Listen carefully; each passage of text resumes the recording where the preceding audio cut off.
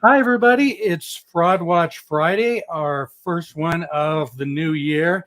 Yes, I am still growing out my hair. So if you want to vote if I should keep it or cut it, you can put that in the comments. So far, it seems like people want me to keep it. So I'm going to keep it going for a while. I think it's longer than it's ever been, even back in the 70s when it grew out into a huge poof. It wasn't this color, but I'm going for the long hair look. So anyway, you can vote up or down in the comments, and um, I'll definitely take your advice on that. And speaking of advice, our topic today is IRS fraud and tax fraud, and basically scammers using the threat of the IRS to scam you from your money. And as we know, if you've been watching for a while, con artists use fear to create tension in you to do what they want. And what's more scary than the IRS?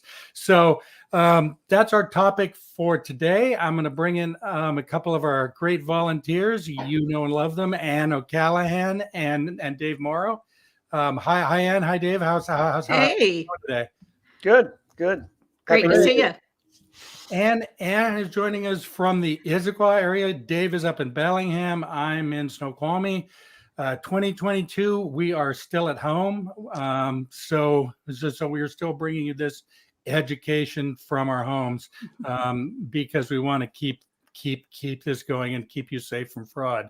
So as I mentioned, our topic is tax scams and people impersonating the IRS, people sending emails, people sending a text. And so, Ann and Dave, you've got some information for us. So I'll let you guys take it away. Well, thanks, Bruce. It's great to see both of you guys again and have all our viewers here. And as much as we're celebrating the transition from 2021 into a new year, we find ourselves thrust straight into tax season. Not my favorite time. But while we may look forward to a refund, we also think about how tax frauds might occur, and we would like to, share more about how to avoid them. And we always see all kinds of new and imaginative ways that fraudsters try to separate us from our tax refunds. So let's turn to our resident expert, Dave. Tell us what the number one piece of advice that you'd share with us to avoid tax fraud in the first place. Well, there's a couple, and there's a couple of different types of fraud related to taxes. First is somebody calls you and says they're impersonating, they're saying they're the tax man or saying they're the IRS or sends you a text. But one of the most popular ways now it has become since we've been in the pandemic and the stimulus funds and all that is identity theft related to taxes.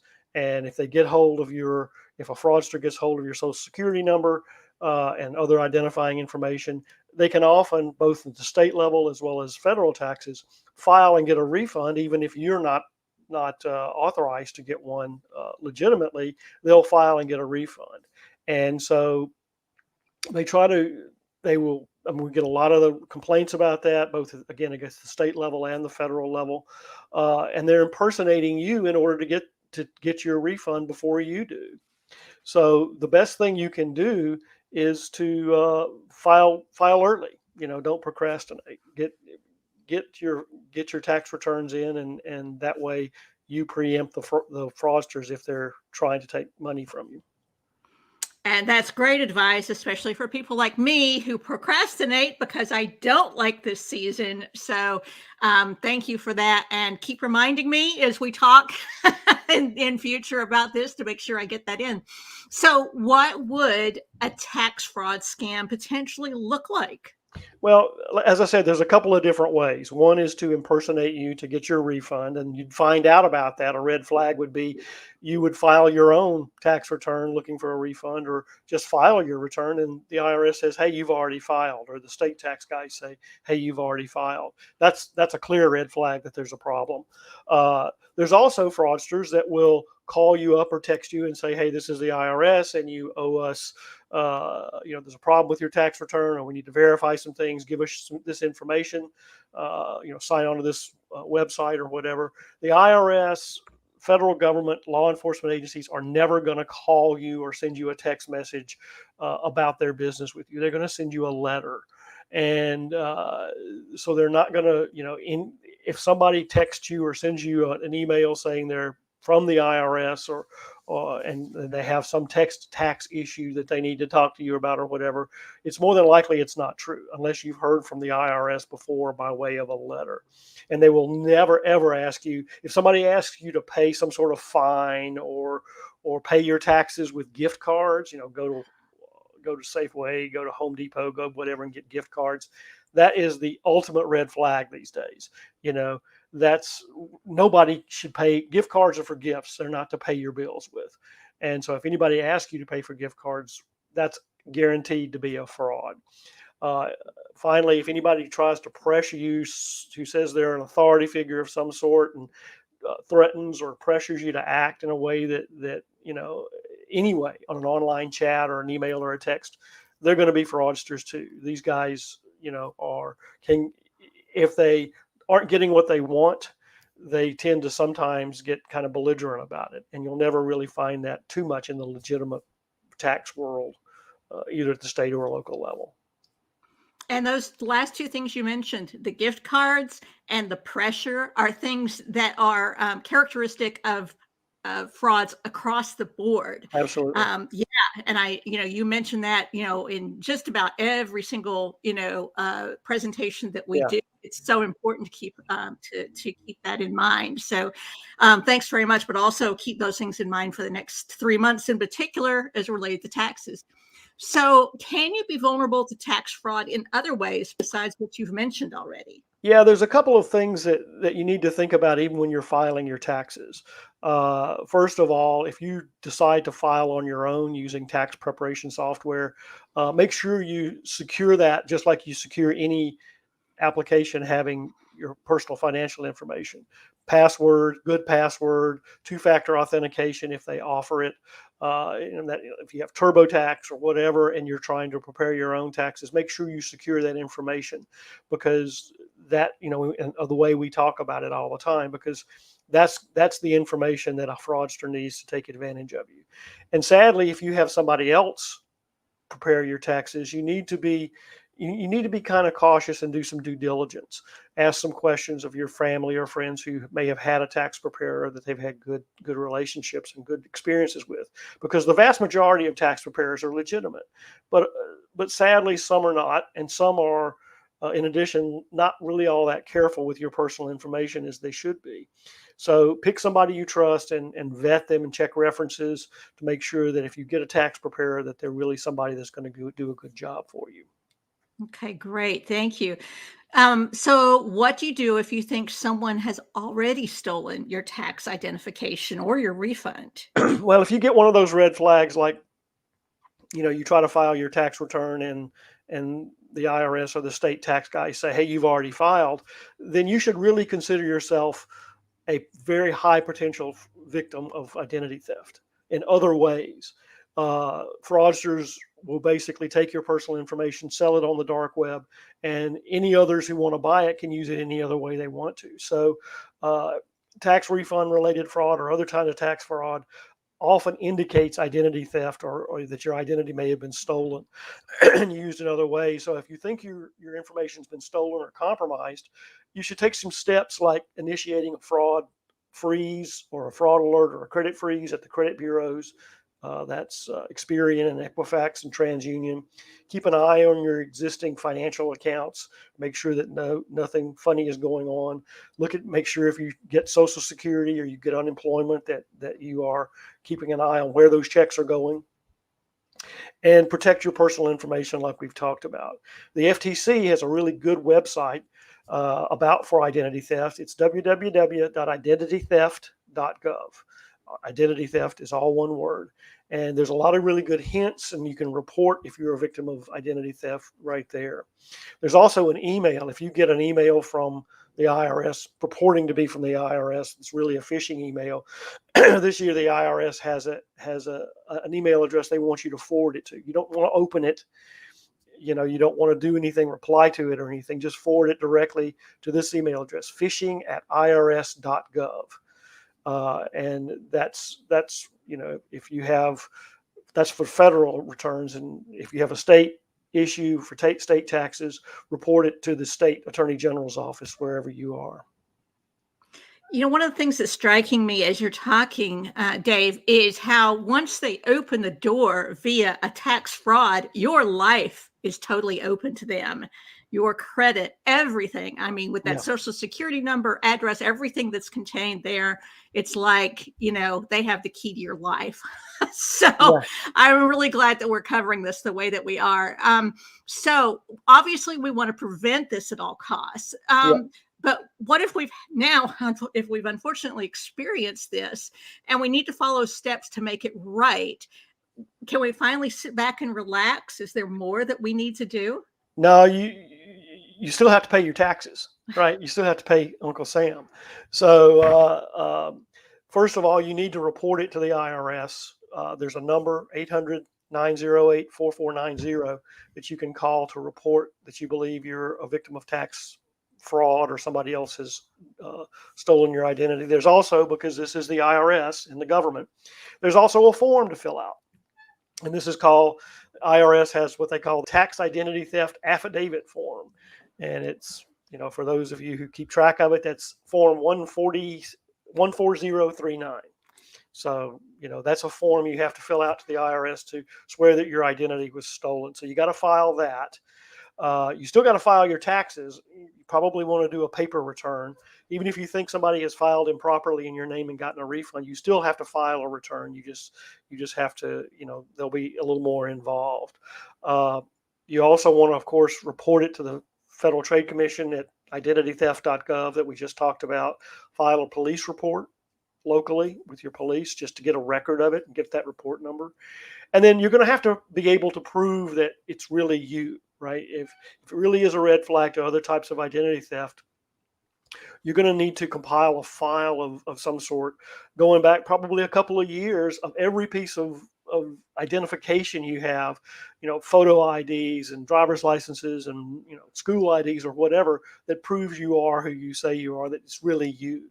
Because having that information there is going to be able to help you be able to prove that when you have, because, if you're a victim of identity theft, this is probably not the last inconvenience you're going to have. So have all that information at hand. Mm-hmm. Yeah, we obviously want to avoid this at all costs.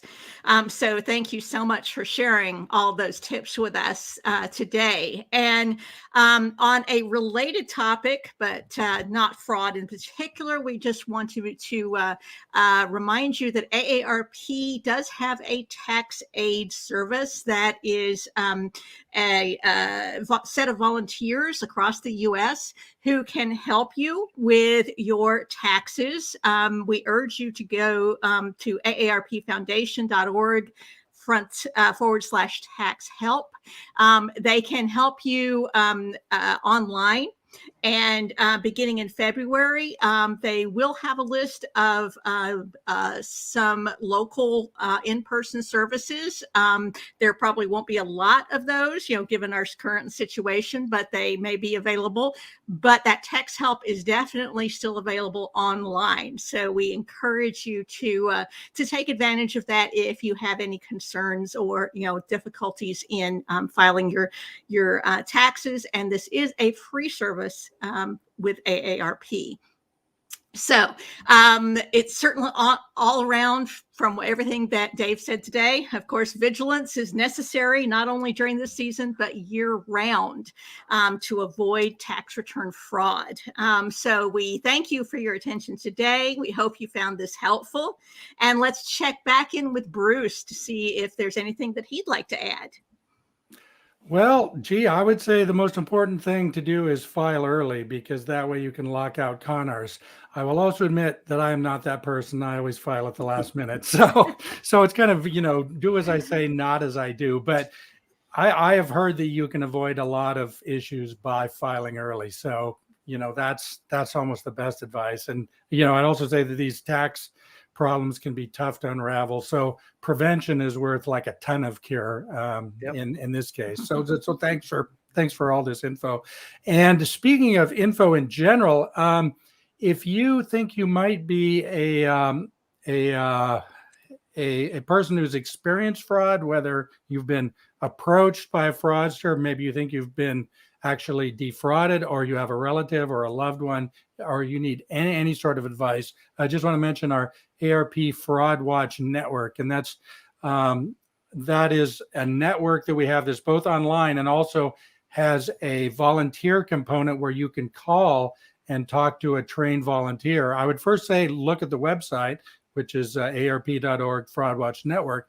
And if you'd like to talk to a trained volunteer, you can call our helpline, free, toll-free, free service, 877-908-3360, staffed by volunteers like Ann and Dave, who have a lot of expertise and have been trained. And Dave, I know you've done some volunteering on the Fraud Watch helpline.